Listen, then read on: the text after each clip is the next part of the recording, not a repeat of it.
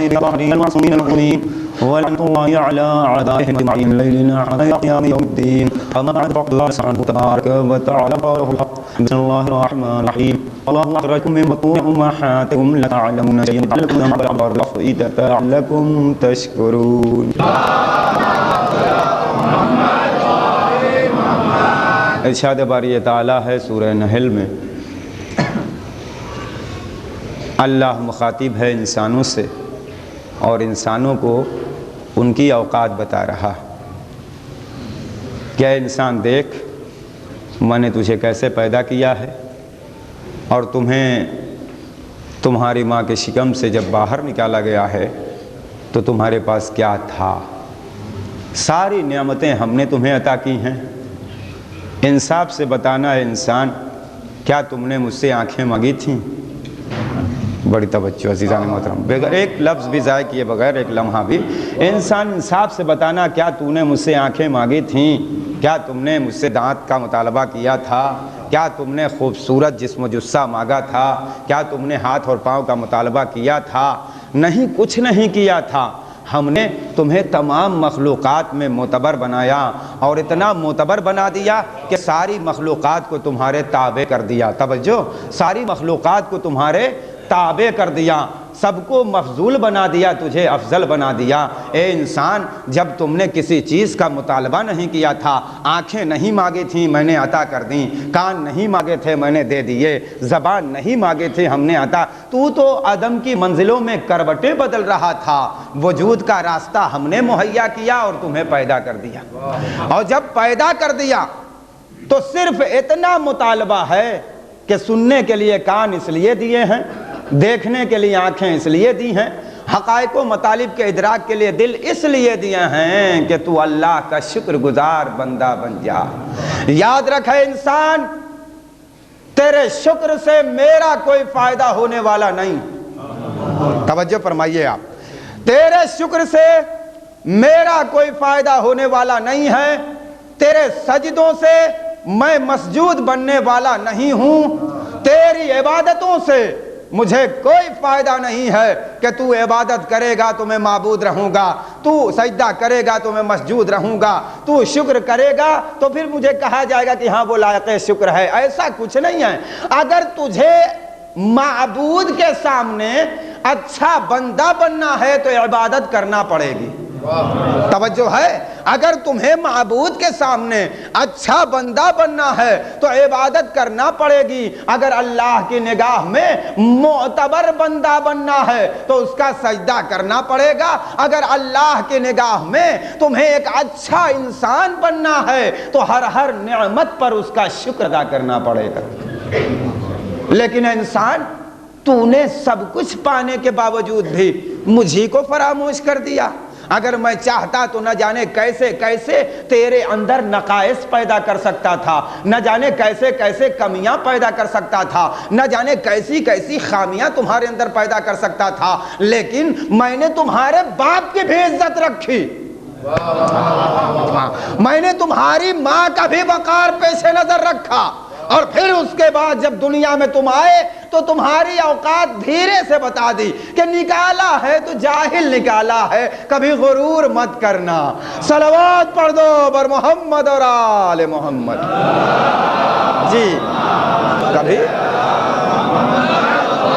غرور مت کرنا، کبھی تکبر مت کرنا. انسان جو کامل ترین انسان ہیں ان سے رابطہ رکھنا، ان سے رجوع کرنا، ان سے تعلق پیدا کرنا، ان کا توسل ہماری بارگاہ میں پیش کرنا. تو پھر ہم کیا، ہم مخلوقات ہی میں نہیں بلکہ معصوم مخلوقات میں، جس مخلوقات کے سلسلے میں ملتا ہے کہ وہ اللہ کی مرضی کے عوض، توجہ فرمائیے، اللہ کی مرضی کے علاوہ نہ وہ سجدہ کر سکتی ہیں، نہ وہ رکوع کر سکتی ہیں، نہ وہ سجود کر سکتی ہیں، نہ وہ قیام کر سکتی ہیں مخلوقات. دیکھو ہمارے ملائکہ کو، دیکھو ہمارے فرشتوں کو، دیکھو ہمارے مقربین کو، دیکھو اور پھر تمہیں معلوم ہوگا کہ ہم اعلان کر رہے ہیں کہ سجدہ کرو تو وہی مخلوقات ہیں جو سجدہ کرنے پر مجبور.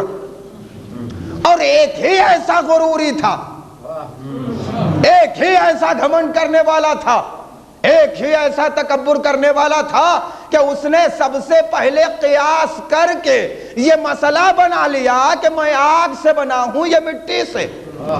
توجہ ہے نا, میں آگ سے بنایا گیا ہوں, یہ مٹی سے بنائے گئے ہیں, آگ افضل ہے, مٹی مفضول ہے, سجدہ کیا جائے تو کیسے سجدہ کیا جائے. میں اپنے بچوں اور نوجوانوں کو بتانا چاہتا ہوں کہ یہاں یہ نہیں دیکھنا ہے کہ کیا چیز ہے, یہ دیکھنا ہے کہ حکم کس کا ہے. توجہ فرمائیے, شیطان بیچارے سے غلطی یہی ہو گئی, اس نے یہ دیکھ لیا کہ کیا ہے, یہ نہیں دیکھا کہ حکم کس کا ہے. حکم کس کا ہے؟ ہم کاغذ اور لکڑی نہیں دیکھتے, ہم یہ دیکھتے ہیں کہ نسبت کس سے ہے. صلوات پڑھ دو بر محمد اور آل محمد پر. توجہ فرمائیے گا, جلدی جلدی انسان. ہم نے تمام کامل ترین انسانوں کو سمیٹ کے ایک چادر میں رکھ دیا. اشارہ کل کر چکا ہوں, سارے کامل ترین انسانوں کو سمیٹ کے ہم نے ایک اتنی معتبر بیٹی کی چادر میں رکھ دیا کہ رحمت للعالمین باپ نے آ کے کہا تھا کہ بیٹی اپنے باپ کو چادر عنایت کر دو, تو اس بیٹی نے چادر دینے کے بعد کہا تھا کہ پھر میں نے دیکھا کہ میرے بابا کا روح منور ایسا تابندہ تھا اور یوں جلوہ افروز تھا کہ جیسے 14ویں کا چاند مکمل ہو. یہ منزل تھی عزیزان محترم, اور جتنے انسان کامل ہو سکتے تھے اس وقت سب سمیٹے گئے تھے, سب سمیٹے گئے تھے.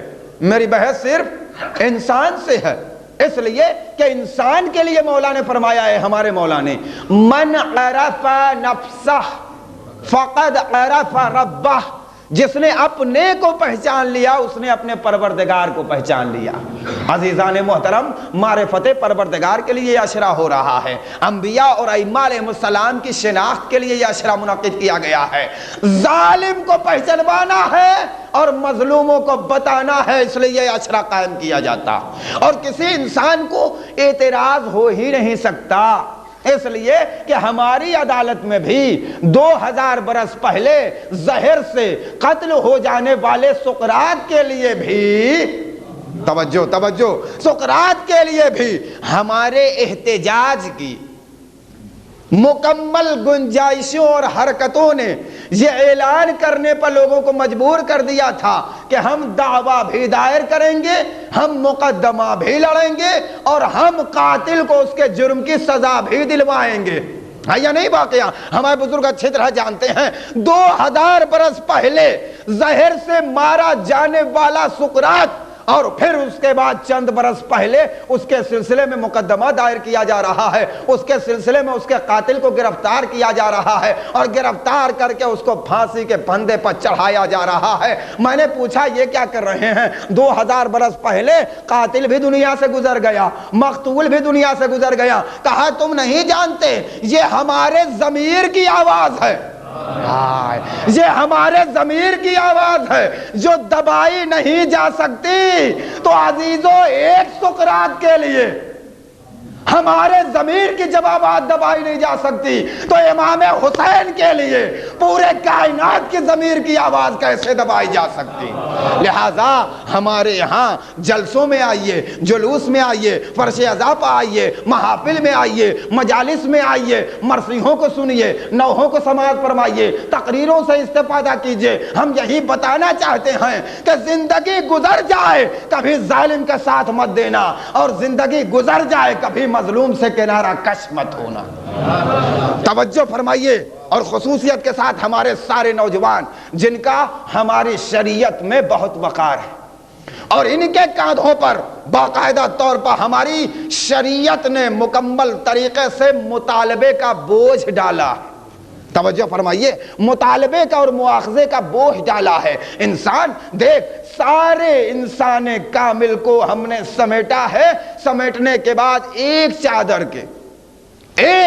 کے نیچے سمیٹا, اور جب ایک چادر کے نیچے سمیٹا ہے تو اب وہ مخلوق جس کے ہاں نفس پایا ہی نہیں جاتا, توجہ فرمائیے, جس کے ہاں نفس پایا ہی نہیں جاتا، وہ مخلوق اللہ سے پوچھ رہی ہے یا رب ومن تحت الکسا.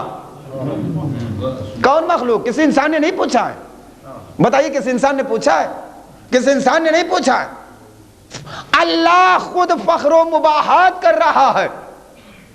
یا ملائکتی و سکان السماواتی. اب جو میں نے کل کہا تھا کہ ایسی اتنی تاکید کے ساتھ تو قسم اللہ نے بھی کہیں قرآن میں نہیں کھائی ہے. والشمس سورج کی قسم، والقمر چاند کی قسم، والنجم ستارے کی قسم ہے. یہ نہیں ساری قسمیں پائی جا رہی ہیں، لیکن آج اللہ کیا کہہ رہا ہے؟ وعزتی وجلالی، میرے عزت و جلال کی قسم. اس کا مطلب یہ ہوا کہ جتنی بڑی بات ہوتی ہے اتنی ہی اہمیت کے ساتھ قسم کھائی جاتی ہے. ارے کم سے کم اتنا سوچئے کہ وہ قسم کھا رہا ہے جس کو قسم کھانے کی ضرورت ہی نہیں ہے. وہ اللہ قسم کھا رہا ہے جس کو قسم کھانے کی ضرورت ہی نہیں ہے. وعزتی و جلالی، میرے عزت و جلال کی قسم. یا ملائکتی و سکان السماواتی وعزتی و جلالی انی ما خلقت السماء مبنیہ ولا اعظم مدحیہا ولا قمرا منیرا ولا شمسا مضیہ ولا فلکا یدور ولا بحرا یجری ولا فلکا یسری الا. توجہ، جتنے انسان کامل یہاں سمیٹے جا چکے ہیں وہ صرف 5 ہیں. اور خدا عزت و جلال کی قسم کھا کے کہہ رہا ہے آسمان کا شامیانہ نہیں لگایا، زمین کا فرش نہیں بچھایا، آفتاب و ماہتاب کی قندیلیں معلق نہیں کی، دریاؤں کو نہیں پیدا کیا، اس میں کشتیاں نہیں جاری کی، مگر ان 5 کی محبت میں جو اس وقت چادر کے اندر موجود ہیں. توجہ، ابھی تک میں اتنے دنوں سے کہہ رہا ہوں آپ کی خدمت میں کہ سچے پکے انسان بن جائیے. ابھی مسلمان اور صاحب ایمان بننا تو بہت دور کی بات ہے. سچے پکے انسان بن جائیے، اور انسان جو ملکوتی جنبہ ہے اس کو اس بات کی اجازت دیجئے کہ وہ آپ پر غالب آئے، اور جو حیوانی جبلت ہے اس سے دور ہوئیے اور اسے دور رکھیے. بڑی توجہ. اب 13واں پارہ پڑھ دیتا ہوں یہاں پہ صرف اشارتاً. ہم اور آپ چلتے پھرتے انسان ہیں، لیکن اللہ کی نگاہ میں بھی ہمارا بہت بڑا وقار ہے. نبی کو دیکھیے، نبی کو معصوم نبی ہیں جن کا کل حوالہ دیا تھا میں نے کہ انہوں نے اپنا کرتا بھیج دیا. اب 13واں پارہ حکایت کرتا ہے. وہ نبی فرماتے ہیں وَمَا أُبَرِّئُ نَفْسِي إِنَّ النَّفْسَ لَأَمَّارَةٌ بِالسُّوءِ. میں بھی اپنے نفس کو بری نہیں کہتا، اس لیے کہ یہ نفس وہ ہے جو برائیوں کی طرف مائل کرتا ہے. اب توجہ سے سنیے، مولائی مجمع ہے، یہ نفس وہ ہے جو امارہ ہے، یعنی برائیوں کی طرف بہت زیادہ مائل کرنے والا ہے. آگے فرماتے ہیں جناب یوسف الا ما رحم ربی، مگر جس پر میرا پروردگار رحم فرما دے، جس پر میرا پروردگار رحم فرما دے. اس کا مطلب یہ ہے کہ نبی کہنا چاہتے ہیں کہ ایک نفس ایسا بھی ہے، توجہ کیجئے، ایک نفس ایسا بھی ہے جس پر میرے پروردگار نے رحم کیا ہے. اور وہ نفس ایسا ہے کہ سورہ شمس میں پکار کے خدا کہتا ہے وَنَفْسٍ وَمَا سَوَّاهَا، قسم ہے اس نفس کی اور اس نفس کے سنوارنے والے کی. اور شب ہجرت پہنچا کے رات کا تذکرہ کرتا ہے وَمِنَ النَّاسِ مَن يَشْرِي نَفْسَهُ ابْتِغَاءَ مَرْضَاتِ اللَّهِ. توجہ ہے، توجہ سے سنیے، توجہ سے. میں بھی اپنے نفس کو بری نہیں کہتا. سمیٹا کس کو؟ جتنے انسان کامل ہو سکتے ہیں سب کو سمیٹا، اور کہا انسانوں میں فخر نہیں کروں گا. حدیث قصہ ماشاءاللہ آپ نے بہت سنی ہے، لیکن میرے نوجوانوں ذرا توجہ سے سن لو. کیا انسانوں میں نہیں مباحثت کروں گا، دوسری مخلوقات میں نہیں، ان مخلوقات میں جو معصوم ہیں. توجہ فرمائیے. اور میری مرضی کے بغیر وہ مخلوقات کچھ کر بھی نہیں سکتی. رکوع میں جن کو میں نے مقرر کر دیا وہ رکوع میں، قیام و قعود کے لیے جن کو میں نے مصروف رکھا وہ اس میں مصروف۔ ایسی مخلوق کے درمیان میں مباحثت کرتا ہوں جس کے ہاں نفس نہیں پایا جاتا، اس مخلوق سے کہہ رہا ہوں نہیں بنایا کچھ بھی مگر ان پانچ کی محبت میں، ان پانچ کی محبت میں سب کچھ بنایا۔ اس مخلوق کو بھی حیرت ہوئی، استعجاب کے سمندر میں وہ مخلوق غرق۔ یا ربی ومن تحت الکساء، پروردگار بول دے چادر کے نیچے کون کون ہے؟ توجہ، اب اللہ کیا کہہ رہا ہے؟ ہم فاطمۃ وابوہا وبالوہا وبنوہا، فاطمہ ہیں، فاطمہ کے والد ماجد ہیں، فاطمہ کے شوہر نامدار ہیں، فاطمہ کے بچے ہیں۔ کس سے تعارف ہوا؟ اب فاطمہ مت کہیے گا، اب کہیے عورت سے تعارف ہوا۔ توجہ سے سنیے، دنیا اپنی عورتوں کو اٹھا کے بازار میں لاتی ہے، دنیا اپنی عورتوں کو اٹھا کے بازار میں لاتی ہے تاکہ وہ پہچانی جائیں۔ شریعت اپنی عورت کو چادر میں چھپا کے اس کے ذریعے سے تمام انبیاء کا تعارف کراتی ہے۔ صلوات پڑھ دو بر محمد اور آل محمد۔ سوچئے، منزل دیکھیے، بازار مت اٹھا کے لے آؤ۔ عورتیں بازار میں بے مقنو چادر لانے کے قابل نہیں ہیں، انہیں گھر کی چہار دیواری میں چھپاؤ۔ بڑی توجہ عزیزان محترم، پھر چادر کے مکمل حصار میں چھپاؤ، پھر آیت کے مکمل قنات میں چھپاؤ۔ کاش میرا مجمع متوجہ ہو جاتا، اور چھپا کے اس عورت کے ذریعے تعارف کراؤ مردوں کا، تاکہ پتا چلے کہ اسلام میں جو عورت کا وقار ہے کہیں اور نہیں ملتا۔ دنیا آ کے دیکھے کہ عورت کا وقار کیا ہے۔ اور یوں حدیث کے ساتھ سنیے، اب ادھر کیا ہو رہا ہے؟ ادھر منزل سامنے آ رہی ہے۔ کیسی منزل سامنے آ رہی ہے؟ آ گئے، یا ربی ومن تحت الکساء، پروردگار بتا چادر میں کون کون ہیں؟ کہا فاطمہ ہیں، فاطمہ کے والد ماجد ہیں، فاطمہ کے شوہر نامدار ہیں، فاطمہ کے بچے ہیں۔ پروردگار اجازت دیتا ہے کہ میں بھی جاؤں؟ یہ سنیے گا، توجہ، انسان ہے نا آپ، ماشاءاللہ، سوچئے، فخر دیکھیے، اپنا وقار دیکھیے، اپنا عظمت دیکھیے، اپنی حیثیت دیکھیے۔ اور جب آپ اپنی حیثیت خود نہیں پہچانیں گے، اپنا وقار خود نہیں پہچانیں گے، اپنی عظمت خود نہیں پہچانیں گے، اپنی اہمیتوں کو اپنے ہاتھوں سے جانے دیں گے، تو خدا پہچانوا دے گا کہ سن کیسے پیدا کیا ہے، دیکھ کیسے پیدا کیا ہے، دیکھ۔ اب یہ سارے انسان ہیں اور وہ پوچھنے والا ہے ملک جس کو کسی چیز کی حاجت ہی نہیں۔ پروردگار کون؟ تعارف ہو گیا، کا اجازت ہے کہ جاؤں اور چھٹا بن جاؤں؟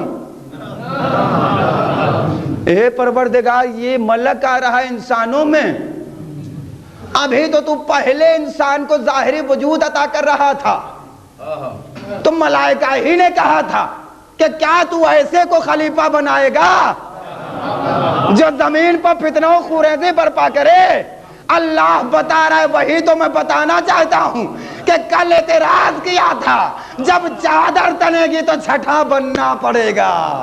صلوات پڑھ دو بر محمد اور آل محمد پر، چادر تنے خوریزی برپا کرے گا۔ آؤ، کب بزرگوں کی بارگاہ ہے، جبریل، اور سادات کا بازار لگا ہوا ہے، کوئی ایسا نہیں ہے جو سردار نہ ہو، کوئی ایسا نہیں ہے جو سردار نہ ہو۔ سید الانبیاء ہیں، نبیوں کے سردار، سید الاوصیاء ہے، اوصیاء کا سردار، سیدۃ النساء العالمین، عالمین کی عورتوں کی سردار، سرداران جوانان جنا۔ اب تو بات سمجھ میں آ گئی ہوگی، ارے یہ جنت کے جوانوں کے سردار ہیں، जन्नत के जवानों के सरदार, इसमें कोई दिखाई दे रहा है कि जन्नत के बूढ़ों का सरदार? नहीं, देखिए हंसिए नहीं, देखिए जल्दी में पढ़ रहा हूं। जन्नत के बूढ़ों का कोई सरदार दिखाई दे रहा? बताइए, नहीं दिखाई दे रहा है। जन्नत की औरतों की सरदार तो हैं ना, आलमीन की औरतों के सरदार दिखाई दे रही हैं। अब बताइए दीदार मोहतरम, जन्नत के बूढ़ों का कोई सरदार नहीं, जन्नत के अधेड़ों का कोई सरदार नहीं, दरबार सजा हुआ है सरकार का। और एक मर्तबा आने वाली अजीम तरीन औरत आई, या नबी अल्लाह जो कुछ आप कह रहे थे मैं बजा ला रही हूं। कहा ठीक है, तो फिर कहना क्या चाहती हो? कहा या नबी अल्लाह मैं जन्नत में जाऊंगी, है ना वाकया जहन में? कहा कोई बुढ़िया जन्नत में नहीं जाएगी। हाँ, नबी का दरवाजा है, बैठ के बुढ़िया बेचारी रोने लगी।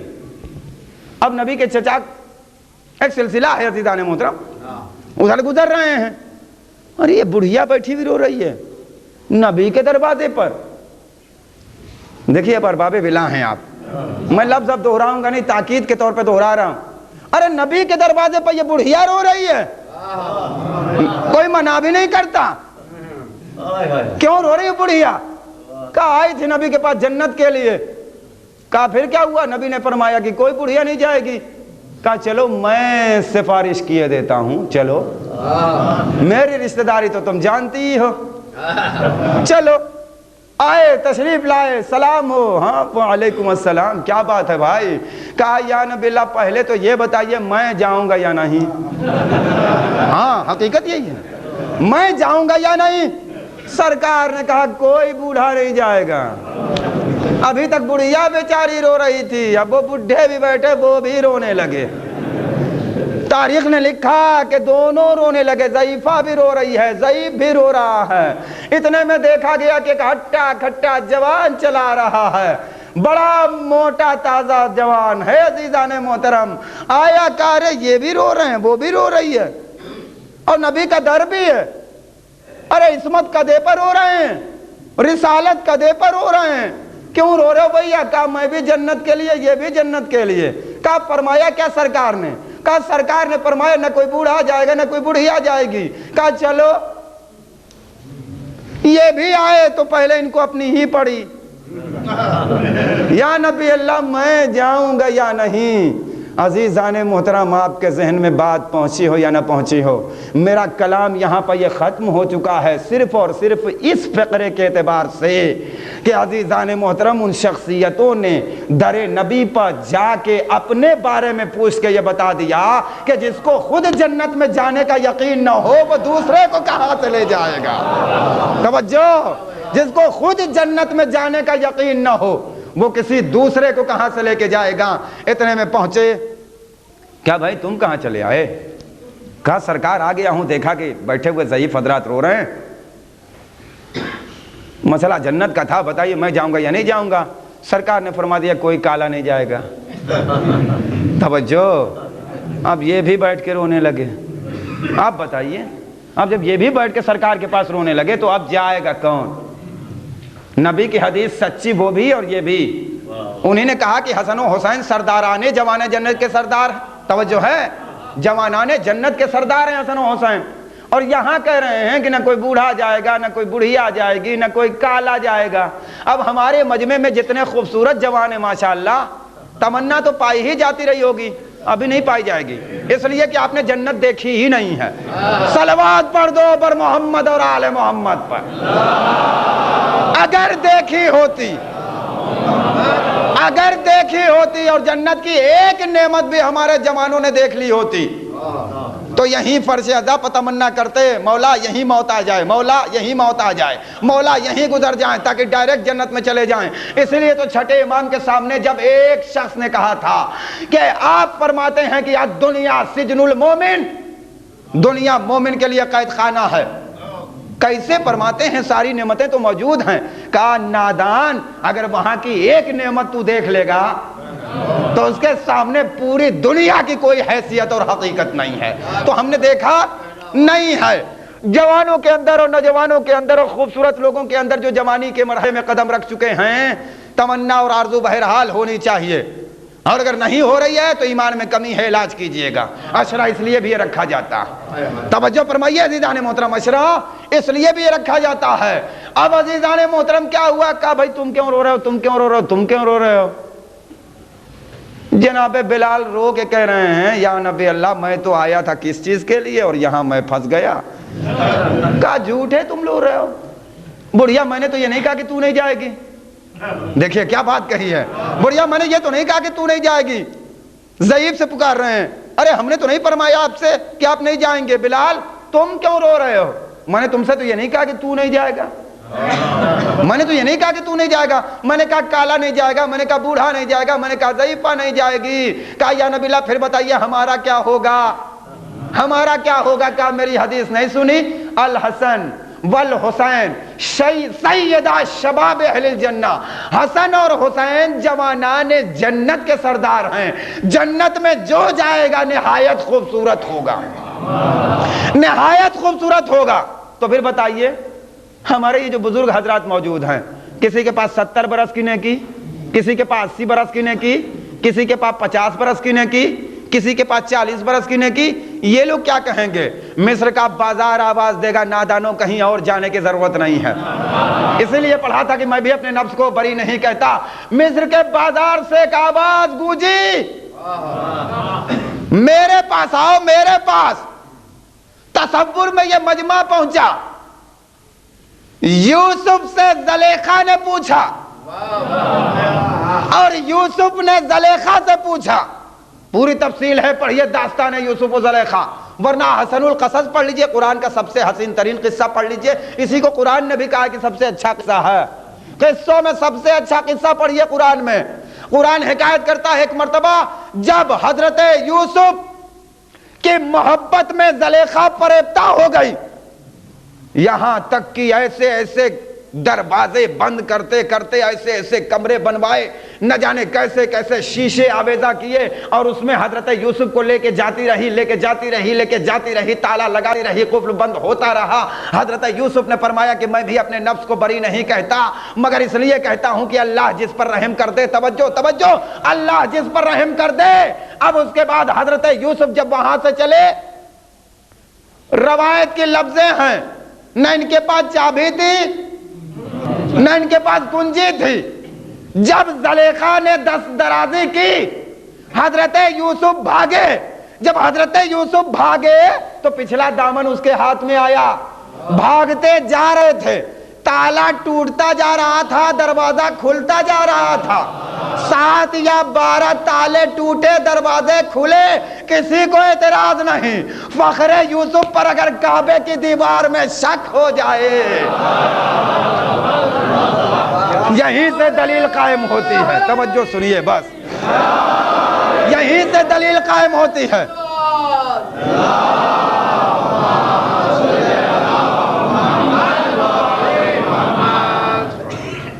اب یہ بیچاری بھی ان کے عشق میں بڑھیا ہو گئی، معمولی منزل نہیں ہے، تمام مسلمانوں کی عام گفتگو کر رہا ہوں، متفق علیہ، بڑھیا ہو گئی، یہاں تک کہ قصص الانبیاء ترجمے میں جب آئی تو مولانا غلام نبی صاحب نے لکھا کہ اتنی مدت عشق کی زلیخا کی ایک طرف اور حضرت یوسف کے صرف 40 دن ایک طرف، معمولی منزل نہیں ہے۔ دیکھیے اب محسوس کر لیں، اب اتنا لکھا گیا نا، اب سنیے، اب حضرت یوسف علیہ السلام نے کہا زلیخا یہ بتا دو کہ میرے جسم میں کون سا ایسا حصہ ہے جو تم کو سب سے زیادہ خوبصورت لگتا ہے؟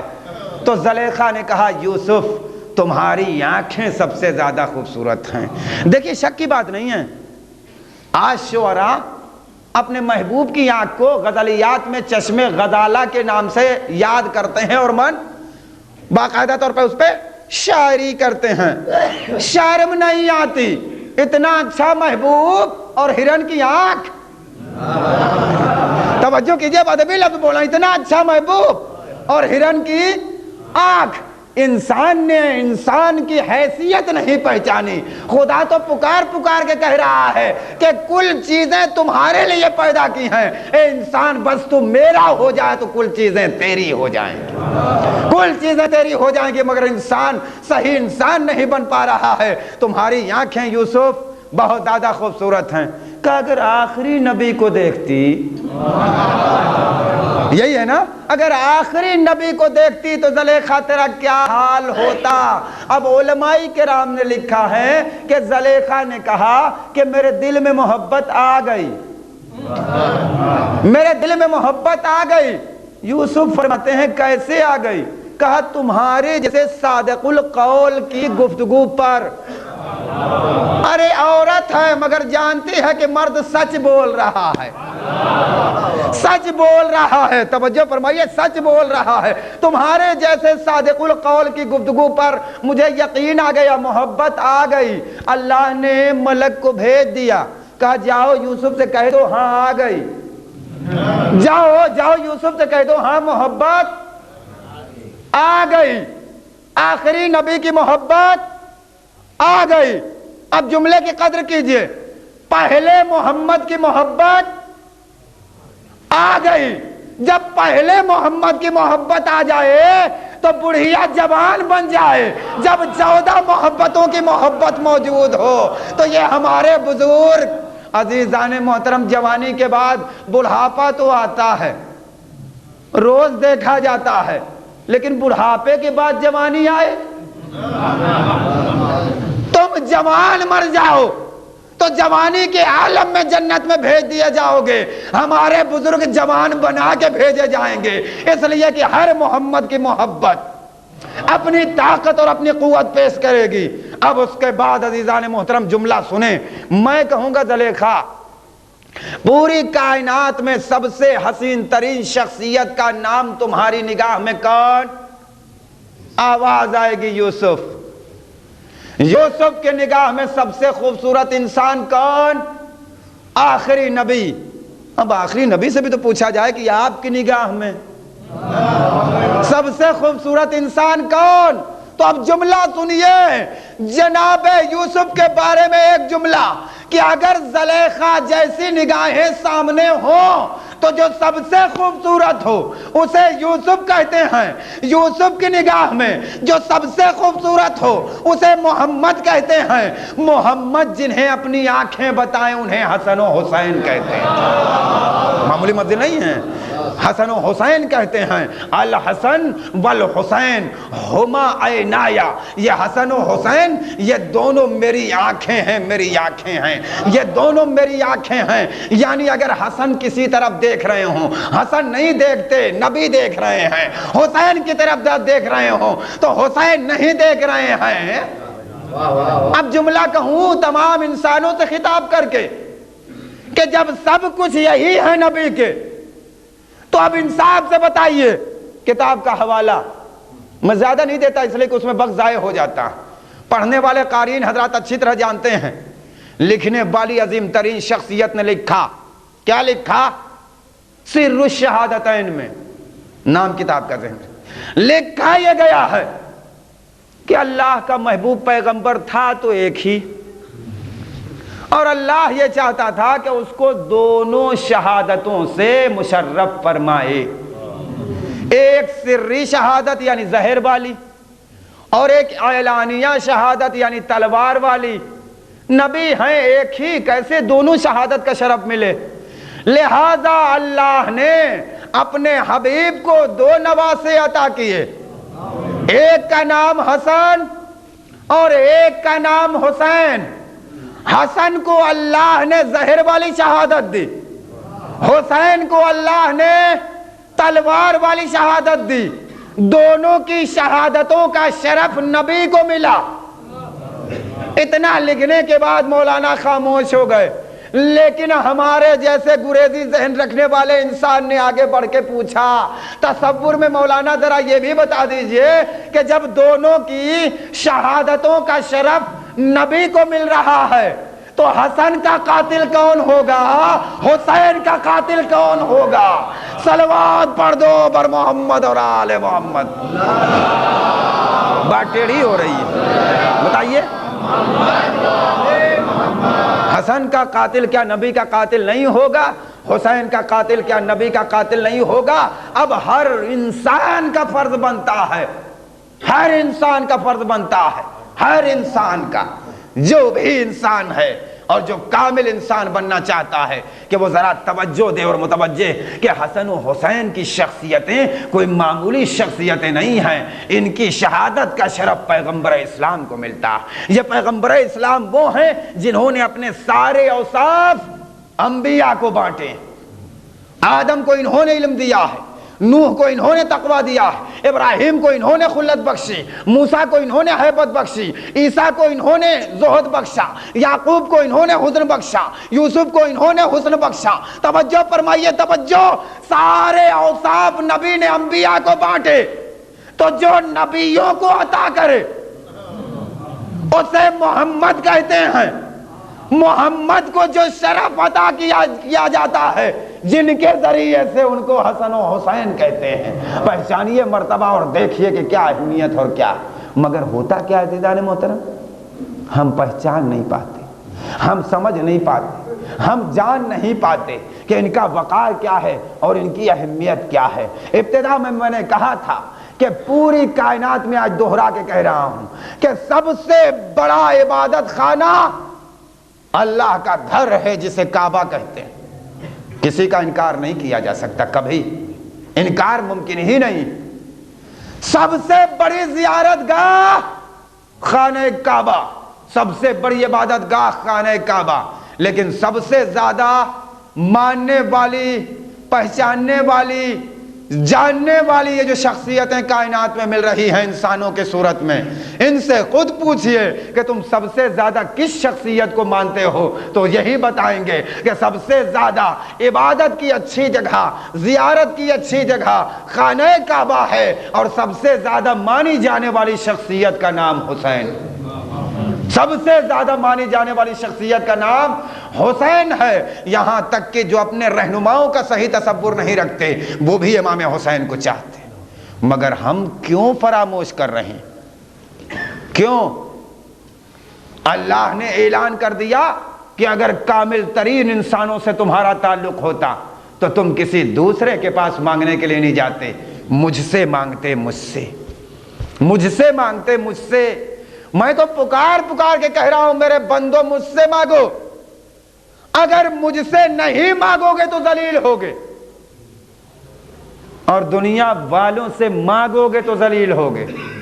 2 روپیہ دے دیا کسی نے، میری قسمت نے ساتھ دیا، سائیکل بھی نہیں تھی امیر بھائی، اب اس کے بعد میرے پاس موٹر سائیکل ہو گئی، موٹر سائیکل کے بعد پھر کی قسمت نے ساتھ دیا، ماروتی والا میں ہو گیا۔ اتنے بڑے مجمع میں ایک آدمی پکڑ پکڑ کے رضوان معروفی کو میں نے 2 روپے دیے تھے، ارے یہ میرے 2 روپے کا کمال، میرے 2 روپے کا کمال ہے، میرے 2 روپے کا کمال ہے، کچھ بھی نہیں تھا، ماروتی سے چل رہا۔ توجہ فرمائیے، یہ 2 روپے ہم نے دیے، ذلیل نہیں ہوں گے تو اور کیا ہوں گے؟ خدا تو دیے چلا جا رہا ہے اور کسی سے کہتا بھی نہیں۔ دنیا والوں سے مانگو گے تو ذلیل ہوگے، مجھ سے نہیں مانگو گے تو ذلیل ہوگے، مجھ سے نہیں مانگو گے تو ذلیل ہوگے۔ اب نوجوانوں بتا دوں کب مانگا کرو؟ جب مال ہو تب زیادہ مانگا کرو، جب دولت ہو تب زیادہ مانگا کرو، جب امپالا گاڑی سے چل رہے ہو تب زیادہ مانگا کرو، فقیر ہو جاؤ یہ کوئی مانگنے کا ذریعہ اور نتیجہ نہیں ہے۔ فقیر ہو گئے مانگے چلے جا رہے ہیں، ارے پروردگار اب تو کچھ نہیں ہے، ارے پروردگار اب تو سوکھی روٹی بھی نہیں ہے، ارے پروردگار تھوڑی سی دال وغیرہ چٹنی وغیرہ، ارے پروردگار دے دے دے دے دے دے۔ یہ صرف آج ہی نہیں ہو رہا، سرکار کے زمانے میں بھی ہو رہا، سرکار کے زمانے میں بھی ہو رہا تھا، یہی ہو رہا تھا، یہی۔ جب مالدار تھے 28 برس کہیں گزار دیا، 40 برس کہیں گزار دیا۔ زندگی دیکھیے عزیزان محترم ان انسانوں کی جو حیوان صفت انسان بن گئے ہیں اور ایسی زندگی گزار رہے ہیں کہ جانور بھی ان کے اوپر ہنس رہے ہیں، مکڑیاں بھی ان کے اوپر اب قہقہا لگا رہی ہیں، پرندے بھی ان کے اوپر ہنس رہے ہیں کہ یہ کیسے انسان۔ مانگا نہیں۔ ایک نبی کے چاہنے والے بھی ہیں، کھانے پینے کو کچھ نہیں ہے، آ گئے مسجد میں بیچارے، مسجد میں پہنچ گئے. کیا کر رہے بھیا؟ کہہ رہے سرکار کوئی کام نہیں ہے، بس مسجد ہے، جھاڑو ہے. سرکار نے کہا نکلیے. معمولی منزل نہیں ہے عزیزان محترم، سوچیں ہمارے نوجوانوں کے لیے دے رہا ہوں واقعہ. نکلیے، چلیے باہر آئیے. اللہ نے اس لیے نہیں پیدا کیا ہے کہ یوں زندگی برباد کی جائے. اس کا مطلب یہ ہے کہ اللہ کی نگاہ میں کام دھندا چھوڑ کے، ہاتھ پاؤں توڑ کے صرف مسجد میں بیٹھے رہنے کا نام عبادت نہیں ہے. یہ اللہ کی نگاہ میں عبادت نہیں ہے. کیا کرو؟ جاؤ کام کرو. ارے سرکار کیا کروں؟ اب میں آج کی زبان میں سمجھاؤں تو یہی تو کہوں گا کہ سرکار نے 2 روپے نکالے. 2 روپے نکالے. لو. کہا سرکار کیا کروں؟ کہا جاؤ چاول خرید لو، بیچو. ابھی تک کیا تھا؟ ایک زندگی گزار دی. اللہ اللہ، اللہ اللہ، سبحان اللہ، اللہ اکبر، نمازوں پر نمازیں، قیام پر قیام، رکوع پر رکوع، سجود پر سجود. اب سرکار نے دیے 2 روپے. کچھ نہیں تھا تو اللہ ہے، کچھ نہیں تھا تو قیام ہے، کچھ نہیں تھا تو رکوع ہے، کچھ نہیں تھا تو سجدے ہیں، کچھ نہیں تھا تو بڑی بڑی تسبیحیں ہیں. اب سرکار نے 2 روپے دیے. کہا جاؤ چاول خرید کے بھیجو. ارے سرکار کا اتنا کہہ دینا ہی کافی تھا. آ گئے، چاول خریدے، بیچنے لگے. ہفتے بھر میں قسمت نے ساتھ دیا، مالدار ہونے لگے، دکان ہو گئی. کچھ اور آگے بڑھے، ادھر دکان ہوئی. اب اس زمانے میں ٹرک تو چلتے نہیں تھے کہ میں بتاؤں. بہرحال آج کی زبان میں سمجھیے کہ ٹرکو مال جی. لیکن اب مسجد سے کیا واسطہ ہے؟ میرا مجمع، بڑی توجہ، بڑی توجہ. یہ میرے منبر کا فریضہ ہے، اس لیے عزیزو ادا کر رہا ہوں. ذرا بڑی توجہ سنو. عشرے میں ہم کیا پاتے ہیں؟ اتنا لے کے اٹھو کہ دوسروں کو بانٹو.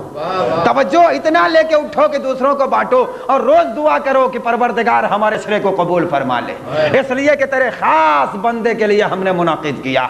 اب اس کے بعد کیا ہوا؟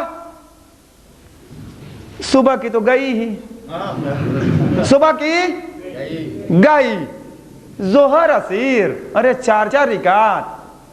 کیا کریں؟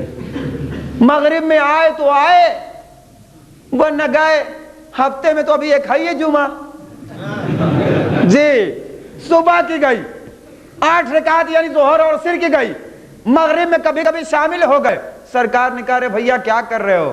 کہا سرکار کیا کریں، جب آنا چاہتا ہوں تو یہ کمبخت گراہک آ جاتے ہیں. سنیے گا، معمولی مدل نہیں، یہ نقل بالمعنی کر رہا ہوں. اب سب گئی، اب صرف جمعہ، اب صرف جمعہ. کچھ نہیں تھا تو ہر دم اس پروردگار نے دیا جمعہ. اب دیکھا گیا عزیزان محترم کی اونٹوں کی قطار لگی ہوئی ہے، بڑی مارکیٹ بن رہی ہے، بازار ان کا گرم ہے، بہترین دکانیں چل رہی ہیں. 2-4 نوکر رکھ لیے، مال لانے والے بھی نوکر ہیں اور خادم ہیں. جمع ہو رہا ہے مال. اب عید بقرعید، بڑی توجہ، بڑی توجہ. اب عید بقرعید. سرکار نے کہا بھیا بہت کما لیا. کہا حضور بہت کما لیا، آپ کی عنایتیں ہیں. ارے سرکار آپ ہی کا تو صدقہ ہے. ارے حضور آپ ہی کا تو توفیل ہے. کہا سرکار کتنا چاہیے دینے کے لیے تیار ہوں. سرکار نے کہا کچھ نہیں بھائی 2 روپے دے دو. ارے سرکار 2 روپے لے کے کیا کریں گے؟ 2 روپے لے کے کیا کریں گے؟ 1,00,000 2 لاکھ کی کم سے کم بات کیجئے. ہے اب بھی غیرت دار، ہے غیرت دار، ہے غیرت دار. ورنہ ہمارے جیسا ہوتا تو فوراً پلٹ کے کہہ دیتا کہ کب یہاں کے مومنین نے سلام کیا تھا کہ آج بلا رہے ہیں تو میں جاؤں. صلوات پڑھ دو پر محمد اور آل محمد پر. اب بھی غیرت دار جی، اب بھی غیرت دار. جمعہ سے عید بقرعید. سرکار نے کہا 2 روپے دے دو. کہا سرکار 1,00,000 2 لاکھ کی بات کیجئے، 2 روپے لے کے کیا کیجئے گا؟ کہا نہیں وہی 2 روپے چاہیے. اب جب سرکار کے 2 روپے واپس ہو گئے، دیکھیں اس زمانے میں روپیہ نہیں چلتا تھا، ہاں میں سمجھانے کے لیے کہہ رہا ہوں.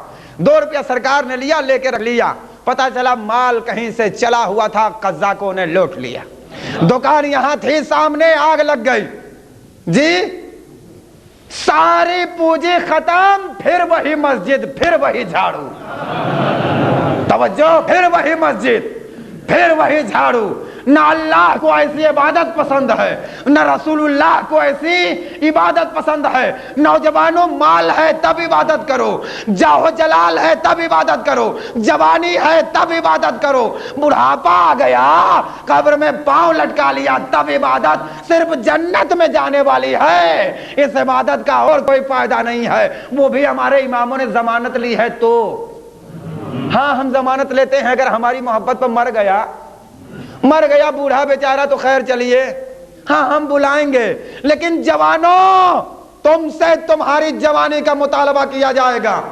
अगर कोई जवान 20 बरस का हो गया और तकलीद नहीं जानता, मेरा मजमा मसाइल शरिया नहीं जानता, और हमारे इमाम का ज़ुहूर हो गया तो 5 बरस मौका दिया जा चुका है बनने के लिए, संवरने के लिए, सुधारने के लिए, दीनी बनने के लिए, इस्लामी बनने के लिए। अब इमाम आएंगे तो न बनाएंगे न संवारेंगे, बिजान सलवात पढ़ दो पर मोहम्मद और आले मोहम्मद पर, तवज्जो से मौका दिया जा चुका, तुम्हारी जिम्मेदारी है। और ये याद रखो कि ये 4 ऐसे अफराद पाए जाते हैं जिनके ऊपर मलाइका हंसते हैं। तकरीर का माहसल दे रहा हूं, ये 4 इंसान ऐसे हैं, हमारी माँ और बहनें भी बड़ी तवज्जो से सुन रही होंगी, उनके लिए भी खुसूसियत। 4 ऐसे इंसान हैं, 4 जिन पर मलाइका हंसते हैं। हंसने का मतलब बड़ा खुश नहीं है आपसे, इस्तेहजा करते हैं, इस्तेहजा। ये देखो कौन? एक वो बूढ़ा जिसने जवानी आयशो इशरत में गुजार दी, और जब कब्र में पांव लटकाया तो अल्लाहु अल्लाह अल्लाहु अल्लाह, फरिश्ते हंसते हैं कि देखो जब इबादत के लिए हमने जवानी दी और शबाब बख्शा तो इसने कुछ नहीं किया, अय्याशी की। अब मरने के लिए हम बुलाने जाने वाले हैं तो ये अल्लाहु अल्लाह कर रहा है, क्या फायदा होगा? दूसरा इंसान वो है जो जमींदार है, जमींदार। अब जमींदारों को, किसानों को हमने और आपने देखा ही है, हमारे छोटे छोटे बच्चों और भाइयों ने भी देखा होगा। एक जमींदार की जमीन, दूसरे जमींदार की जमीन, बीच में मेड़ बनाई जाती है फासले के लिए कि पता चले यही सिरात है कि उधर उसकी है इधर हमारी है। अल्लाह ने 100 बिघे जमीन दी थी, 100 बिघे, और रोज हम खुरपी या फावड़ा लेके अपने खेत में जाते रहे। पहले वाले किसान की जो मेड़ बनी थी, कभी आधी इंच काटी, कभी 1 इंच काटी, फरिश्ते हंसने लगे, देखो 100 बिघे ने किफायत नहीं किया, ये 1 इंच क्या किफायत करेगी। अब मासूम की हदीस सुनिए, अगर किसी ने किसी भी बंदे इंसान की 1 इंच भी जमीन गस्ब कर ली तो वो जमीन मैदान महशर में पहाड़ बनाई जाएगी और उसके गले में डाल दी जाएगी और ये लिख दिया जाएगा कि ये जमीन चोर है। जी तवज्जो फरमाई आपने। 1 इंच भी अगर जमीन किसी ने हड़प ली, गस्ब कर ली, पूरे बाग की बात नहीं है, 1 इंच जमीन की बात है, पहाड़ बनाई जाएगी, ये जमीन गस्ब करने वाला है। ये 1 इंच जमीन क्या किफायत करेगी? फरिश्ते हंसते हैं। अब तीसरी शख्सियत वो है जिसने खूब लहबो लईब किया, हलाल की हराम की नाजायज कुछ देखा ही नहीं, बदौलत ही समेटता चला गया, दौलत ही समेटता चला गया। ना अपने लिए कोई सवाबे जारिया का इंतजाम किया, न कोई मदरसा खोला, न कोई कुआं खुदवाया, न कोई सड़क बनवाई, न कहीं बाग लगवाया, न कोई दरख्त लगवाया, जमा करता रहा, इकट्ठा करता रहा करोड़ों रुपया। नाअहल बेटा था, जाएगा तो छोड़ ही के तो जाएगा, छोड़ के चला गया। फरिश्तों ने देखा कि अब वो बच्चा आया, कहीं अय्याशी में वही गंवा रहा है, कहीं लोगों में बांट रहा है, کہیں دوستوں میں بیٹھ کے لہو لعب کر رہا ہے، فرشتے ہنس رہے ہیں، دیکھو کمبخت نے کچھ بھی تو نہیں کیا، کروڑوں جمع کیا اور ایک کوڑی اس کا فائدہ نہیں پہنچا سکتی، ایک کوڑی بھی اس کو فائدہ نہیں پہنچا سکتی۔ ہنس رہے ہیں فرشتے کہ ایسے انسان کا کوئی فائدہ نہیں ہے، ہم ہنس رہے ہیں۔ اب ہماری مائیں اور بہنیں، خصوصیت کے ساتھ ہماری بہنیں سنیں، اس جوان لڑکی کے اوپر فرشتے ہنستے ہیں جس سے بوڑھا باپ کہتا رہا میری لاڈلی نقاب پہن لے، مگر اس نے کہا کہ ارے نہیں، نقاب پہننے کی کیا ضرورت۔ ماں کہتی رہی بیٹا چادر ڈال لے، ارے آپ بھی بوڑھی ہو گئی ہیں، ترقی یافتہ زمانہ ہے، چادر، اس لیے چادر کی بحث چھیڑی تھی، چادر کچھ نہیں۔ یہاں تک کہ والدین مالدار تھے، آستین کٹی، کٹتے کٹتے یہاں تک پہنچے، دامن کٹا، کٹتے کٹتے اوپر تک چڑھ گیا، کیوں؟ ارے خود اپنی فقیری کا اس نے اعلان کر دیا۔ ارے ان نوابوں نے، ان مالداروں نے خود کپڑا نہ پہن کے اپنی فقیری کا اعلان کر دیا کہ جو کپڑا نہیں پہن سکتے وہ دوسرے کو کیا پہنا سکتے ہیں۔ صلوات پڑھ دو پر محمد اور آل محمد۔ توجہ محسوس کریں عزیزان، کاٹتے کاٹتے خود فقیر بن گئے، ہم نے تو مالدار بنایا تھا۔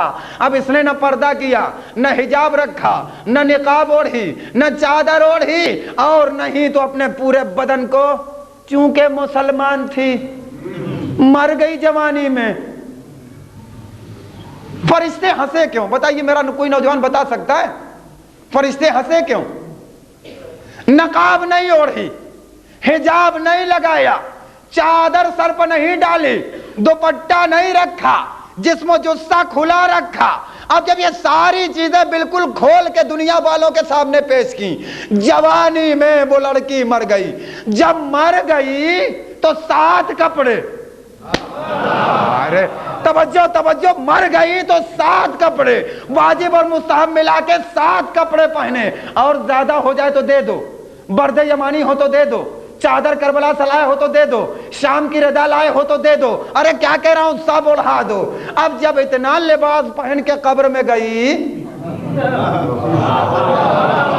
اتنا لباس پہن کے قبر میں گئی وہ جمال لڑکی، فرشتے ہنسے۔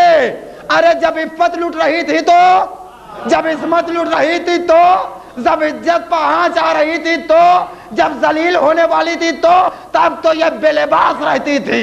اب کوئی خطرہ نہیں تو اتنا لباس، اب کوئی خطرہ نہیں تو اتنا لباس۔ کون سا حق ہے تم کو ہماری شہزادی کی بے پردگی پر رونے کا؟ بول۔ جو مائیں اور بہنیں ردا نہیں اوڑھتی، حق ہے یہ کہہ کے رونے کا کہ ہائے میری شہزادی کی ردا چھن گئی؟ بتائیے، حق نہیں ہے؟ پہلے عمل کیجئے ورنہ اللہ روز انسانوں کی اوقات بتاتا رہے گا۔ عمل کیجئے پہلے۔ ایک بال بھی اگر کھلا ہو تو نماز میں بھی احتیاط رکھی گئی ہے کہ اگر علم ہے کہ کھلا ہے تو نہیں ہوگی، اور اگر علم نہیں ہے تو فوراً چھپاؤ، یاد آ جائے تو فوراً چھپاؤ، اتنی احتیاط۔ 7 کوٹری کے اندر بھی پڑھو تب بھی کیا منزل دے رہے ہیں پروردگار۔ ہماری شریعت کیا ہے دیکھیے، قربان ہو جانے والی خدا کی قسم شریعت۔ یہ بال اور دنیا میں زندگی گزاری، ان کے اوپر تو پتھر بھی رویا، تمہارے رونے کی ضرورت نہیں ہے۔ اگر عمل کرو تو رو، اور اگر عمل نہ ہو تو جن ذاکروں نے تم کو بہکایا ہے خدا کی ان پر لعنت ہو، جو یہ حدیث آدھی آدھی پڑھتے ہیں، من بکا علی الحسین او ابکا او تباکا وجبت لہ الجنہ، جو حسین پر روئے یا رلائے یا رونے کی صورت بنائے ان پر جنت واجب ہے۔ اتنی حدیث نہیں ہے، آگے ہے عارفم بحق، مگر حسین کے حق کو پہچانتا ہو، اگر حسین کے حق کو پہچانتا ہو، صرف دل دکھ جائے تو جنت ہے، ورنہ یزید سے زیادہ کون رویا تھا؟ بتائیے گا اگر کوئی ایسا ہوگا جو رویا تھا یزید سے زیادہ؟ یزید بھی رویا تھا قتل کرنے اور کرانے کے بعد. ہم ایسے یزید کے جیسے بن کے آنسو نہ بہائیں, ہم ایسے بن کے آنسو بہائیں کہ سچی محبت ہے. شہزادی ہماری جانیں قربان, شہزادی آپ مجلس میں تشریف لائیں, آپ کا لاکھ لاکھ احسان اور لاکھ لاکھ شکریہ. اے شہزادی ہمارے جتنے افراد یہ جمع ہیں ان کے ایک ایک آنسو کو اپنے رومال میں یکجا کیجیے. عزادارو عجیب شب, صبح ہم اٹھیں گے تو یہی کہیں گے نا کہ 2 محرم آ گئی. ذرا سوچو ہماری شہزادی کے لیے کتنی کرب کی رات تھی, کتنی مصیبت کی رات تھی. عزادارو روایتوں میں ملتا ہے کہ امام حسین اور جناب شہزادی زینب میں اتنی محبت تھی دونوں بھائی بہن میں کہ امام حسین نے جناب عبداللہ سے کہا تھا, بھائی بہن کی محبت. فوراً ہاتھوں کو جوڑ کے عبداللہ نے کہا, آقا جب چاہیں آپ کی بہن آپ کے گھر رہیں, جب چاہیں ہمارے گھر چلی آئیں, ہم خود آپ کے غلام ہیں آقا, آپ کی مرضی پر ان کا آنا ہوگا, آپ کی مرضی پر ان کا جانا ہوگا. خدا کے قسم زارو قطار دونوں بھائی بہن روئے, روتے روتے بے ہوش ہو گئے. اور جب رخصت ہو کے ایک مرتبہ اپنے شوہر کے ہاں جناب زینب پہنچی اور امام حسین گئے دیکھنے کے لیے تو جناب زینب آرام فرما رہی تھیں. ہمارے بزرگ کہتے ہیں کہ روشن دان سے سورج کی کرن جناب زینب کے رخسار پر پڑ رہی تھی. امام حسین پہنچے اور جانے کے بعد اپنی ابا کا سایہ کیا, اتنی دیر تک کھڑے رہے جتنی دیر تک جناب زینب کی نیند پوری نہ ہوئی. عزادارو ایک بھائی سورج کی شعاع کو اپنی بہن کے رخسار سے روکے رہے. ہائے کربلا کا میدان, سوچو عزادارو ہم رونے کے لیے پیدا ہوئے. بے کسی کا عالم مولا ہے جو اپنی بیٹی کو تیار کر رہے ہیں. کائنات کے باپ درس عمل لیں, درس عمل لیں, تیار کر رہے ہیں. میری لاڈلی بیٹی آؤ, میری انگلی تھام لو بیٹی, آؤ میری لاڈلی زینب, آؤ میرے ساتھ چہل قدمی کرو. یہ امام ہیں, امام جناب شہزادی ہیں, باپ کے ساتھ چل رہی ہیں کمسنی کے عالم میں. اور اس کے بعد عزادارو ایک مرتبہ کہتی ہیں کہ بابا کتنی دور چلنا ہے, کتنا اور چلنا ہے. کہا بیٹا کیوں پوچھ رہے ہو؟ کہا بابا اب میرے پاؤں کے اندر اتنی طاقت نہیں ہے. مولا کہتے ہیں کہ بیٹا میری نگاہوں میں وہ منظر ہے کہ کربلا سے کوفے سے شام, بے مخنو چادر, تازیانے اور نیزے کی تکلیف. زینب تمہارے بابا کے نگاہوں میں وہ مناظر پھر رہے ہیں. زینب جس طرح امام پیدا ہوئے تو رونے والی شخصیتوں نے آنسو بہایا, اسی طرح ہماری شہزادی دنیا میں آئیں تو رونے والی شخصیتوں نے آنسو بہایا. عزادارو قافلہ رواں دواں ہے, قافلہ رواں دواں ہے. بے کسی کا عالم یہ ہے کہ جگہ جگہ امام اترتے ہیں اور اتر کے اعلان کرتے ہیں انما خرجت لطلب الاصلاح فی امت جدی, میں اپنے نانا کی امت کی اصلاح کے لیے نکلا ہوں. جو ساتھ ہونے والے ہیں وہ ساتھ ہو رہے ہیں, اور امام کربلا کی طرف جا رہے ہیں. اور ساتھ ہوتا ہے وہ انسان تھا, انسان, اور انسانیت کے ذریعے سے امام نے اس کے ضمیر کو بیدار کیا. اس نے فوراً کہا مولا آپ جب امام وقت ہیں تو نماز آپ پڑھائیں گے, ہم سب آپ کے پیچھے نماز پڑھیں گے. مگر پھر وہی ہوا کہ حاکم جا کو حکم تھا, گھیر کے لایا اور اس طرح سے لے کے آیا. راستے میں یہ اطلاع مل چکی ہے کہ جناب مسلم مارے جا چکے ہیں. راستے میں اطلاع دینے والا اطلاع دے چکا ہے کہ پاؤں میں رسی باندھ کے کشا کشا کوفے کی گلیوں میں پھرایا جا رہا. عزادارو روایت میں نے دیکھی کہ ادھر ایک مرتبہ امام چہل قدمی فرماتے ہوئے آگے بڑھ رہے تھے, آنکھوں سے آنسو جاری تھے. کہتے میں کہا وعلیک السلام, تو جناب عباس نے پلٹ کے پوچھا آقا یہاں تو کوئی دکھائی نہیں دیتا, کس کے سلام کا آپ نے جواب دیا ہے؟ کہا بھیا نہیں سمجھے، میں نے مسلم کے سلام کا جواب دیا ہے۔ کہا آقا خیر، کہا مسلم دنیا میں زندہ نہیں، شہید کر ڈالے گئے۔ ایک مرتبہ قبضے پر حضرت عباس نے ہاتھ ڈالا، میری بہن کو بیوہ کرنے والا عباس جیسا غیرت دار بھائی موجود۔ سوچو عزادارو، خدا تمہیں کسی غم میں نہ رلائے۔ قافلہ امام نے سمجھایا، آگے بڑھتا رہا، یہاں تک کہ ایک مرتبہ امام کے اسپِ وفادار نے حرکت و جنبش بند کی۔ امام نے لاکھ چاہا کہ یہ گھوڑا آگے بڑھے، گھوڑا آگے نہیں بڑھتا۔ امام نے مقاتل لکھتے ہیں کہ امام نے 7 گھوڑے بدلے۔ اب اس میں سب انسان ہیں، بڑی توجہ سے سنیں گے۔ 7 گھوڑے بدلے، جب کوئی گھوڑا آگے نہیں بڑھا، امام نے پوچھا بتاؤ اس کو کیا کہتے ہیں، اس زمین کا کیا نام ہے؟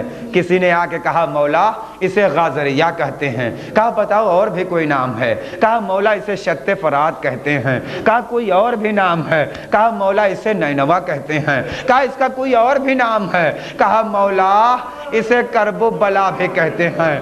امام اترے، اترنے کے بعد ایک مٹھی خاک اٹھائی اور اس کو سونگھا، کہا ہاں یقیناً یہ مٹی ہمارے لیے پیدا ہوئی ہے اور ہم اس جگہ کے لیے پیدا ہوئے ہیں۔ ایک مرتبہ آواز آئی بھیا بھیا ذرا میرے قریب آئیے۔ امام آگے بڑھے، کہا بہن زینب کیا فرماتی ہیں؟ کہا بھیا یہاں سے ذرا آگے بڑھ چلیے بھیا۔ کہا کیوں؟ کہا ابھی ایک گرد اٹھی اور جس کے توسط سے میری ردا سرک گئی بھیا۔ کہا بہن اسی زمین کے لیے ہم پیدا ہوئے ہیں، یہیں پر ہمارا قیام ہوگا، یہیں پر ہمارے خیمے نصب کیے جائیں گے۔ ایک مرتبہ آزادارو امام نے کہا بتاؤ اس زمین کے مالکان کون ہیں، انہیں آگاہ کرو۔ بنی اسد بلائے گئے اور جب بنی اسد آئے امام نے کہا کہ میں نبی کا نواسا ہوں، علی کا لخت جگر ہوں، مجھے زمین درکار ہے، میرے ہاتھوں زمین فروخت کر دو۔ الغرض 60,000 درہم پر اس زمانے میں زمین طے ہوئی۔ امام نے زمین خریدی اور زمین خریدنے کے بعد کہا یہ زمین میں تمہارے حوالے 3 شرطوں پر کر رہا ہوں۔ مجلس تمام، 3 شرطوں پر یہ زمین تمہارے حوالے۔ کہا مولا فرمائیے کیا؟ کہا دیکھو پہلی شرط یہ ہے کہ تم یہاں پر زراعت نہ کرنا جہاں جہاں ہمارے تبرکات پائے جائیں۔ دوسری شرط یہ ہے کہ ہماری قبروں کا نشان بنایا جائے۔ تیسری شرط یہ ہے کہ جب ہمارا کوئی زائر آئے تو اسے 3 دن تک مہمان رکھنا تاکہ اسے پتا چلے کہ مولا و آقا 3 دن کے بھوکو پیاسے میدان کربلا میں قتل کیے گئے۔ عزادارو ایک مرتبہ بنی اسد سے امام نے وصیتیں فرمائیں اور کہا اے بنی اسد ذرا توجہ سے سنو، جب ہمارا یہاں قتل ہو جائے، جب ہم یہاں شہید ہو جائیں تو تم آنا اور آنے کے بعد ہمارے لاشوں کو دفن کر دینا، ہمارے لاشوں کو دفن کر دینا۔ دیکھو کربلا ہمیں یہ درس دے رہی ہے کہ صرف بزرگوں کا کام نہیں ہے، ماؤں اور بہنوں کا بھی کام ہے اور بچوں کا بھی پورا پورا حق ہے۔ امام نے مردوں سے کہا اگر ہم قتل کر دیے گئے، جب ہم شہید کر دیے جائیں، آنا ہماری قبریں بنانا، ہمیں دفن کر دینا، جاؤ تم کو تمہارا حق دے دیا گیا، اپنی اپنی عورتوں کو بھیج دو۔ اب عورتیں آئی، مولا فرمائیے کہا تم پانی بھرنے کا بہانہ لے کے آنا، اگر حاکم کے خوف سے تمہارے مرد نہ آ سکے تم آنا تم جاؤ اپنے بچوں کو بھیج دو۔ عزاداروں ننھے ننھے بچوں کی قطاریں لگ گئیں۔ مولا فرمائیے کہا اگر تمہارے والدین نہ آ سکیں اے میرے بچوں ٹہلتے ٹہلتے آنا، ایک ایک مٹھی خاک اٹھانا، ہمارے لاشوں کو چھپا دینا۔ واہ غربتا، واہ مصیبتا، مولا کے فریاد، اے مولا ہمارے آنسو جاری ہے، قبول فرمائیے یہ آپ کے فریاد کا جواب۔ وَسَيَعْلَمُ الَّذِينَ ظَلَمُوا أَيَّ مُنقَلِبٍ يَنقَلِبُونَ إِنَّا لِلَّهِ وَإِنَّا إِلَيْهِ رَاجِعُونَ رِضًا بِقَضَائِهِ وَتَسْلِيمًا لِأَمْرِهِ ما تنسى